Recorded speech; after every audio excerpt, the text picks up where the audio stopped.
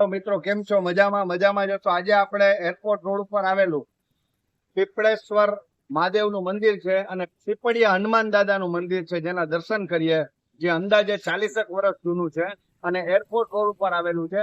તો ચાલો હનુમાન દાદાના આપણે દર્શન કરીને મુલાકાત લઈએ દાદાની. જલારામ બાપાની દર્શન કરીએ, પછી અંદર આપણે હનુમાન દાદાના દર્શન છે અને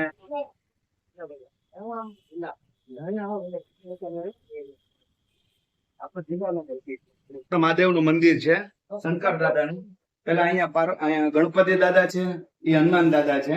પેલા આપણે ગણપતિ બાપા હનુમાન મંદિરમાં ગણપતિ દાદા પેલા હોય છે, પછી આ શંકર પીપળેશ્વર મહાદેવ શંકર દાદા છે, સામે પાર્વતી માતાજી છે.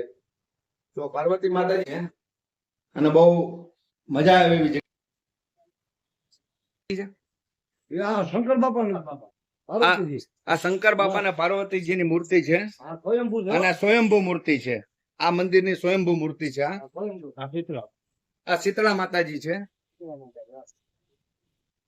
આ પીપળો છે અને શનિદેવ ના બધા શનિવારે બહુ પબ્લિક છે. બાપુ મજામાં? બાપુ તમારું નામ શું છે? ને બાપુ આ કેટલા વર્ષ જૂનું મંદિર છે? સ્વયંભૂ છે, નીચેની મૂર્તિ છે. અને આપણે અહીંયા ઉજવવામાં શું શું ઉજવીએ છીએ? શ્રાવણ મહિનો ઉજવીએ. હા, આખો શ્રાવણ મહિનો ઉજવીએ છીએ અને ભવ્ય આયોજનો બધા હોય છે. પછી કાર્તક મહિનાની સાતમ જલારામ જયંતિ ઉજવીએ. કાર્તક મહિનાની સાતમ જલારામ જયંતિ ભવ્ય આયોજન હોય છે. પછી આપણે બટુક ભોજન ક્યારે રાખીએ? બટુક ભોજન તો અવારનવાર હોય. અવારનવાર હોય છે. હા, પછી આપણે બીજું હનુમાન જયંતિ ઉજવીએ, શિવરાત્રી ઉજવીએ, રામનવમી ઉજવીએ, જન્માષ્ટમી ઉજવીએ.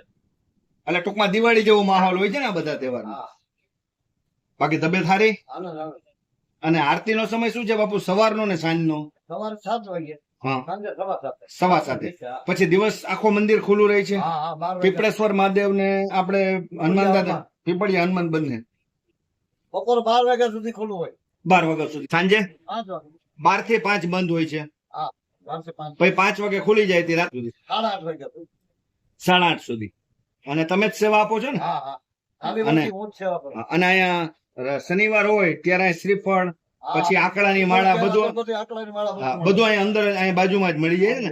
અને બહુ મોટું આયોજન. શનિવારે તો મેળા જેવો માહોલ હોય છે. જો અહીંયા બેસવાની વ્યવસ્થા છે અને બહુ મોટી વિશાળ જગ્યા છે. આ વિડીયો તમને પસંદ આવ્યો તો વિડીયોને લાઈક કરજો, શેર કરજો અને સબસ્ક્રાઇબ કરજો.